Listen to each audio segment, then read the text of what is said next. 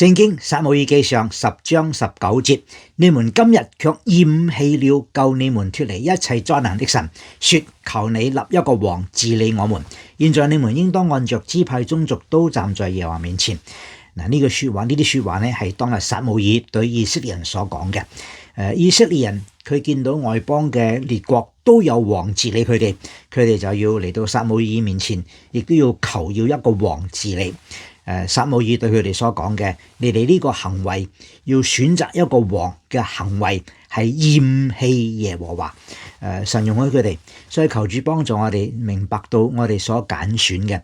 今日你嘅選擇，有時神會容許你俾你，但問題就係話呢個選擇係尋求神討神嘅喜悅，還是係惹神嘅厭棄？求主幫助我哋，千祈唔好惹神嘅厭棄，我哋要討神嘅喜悅。我係鄧英善牧師。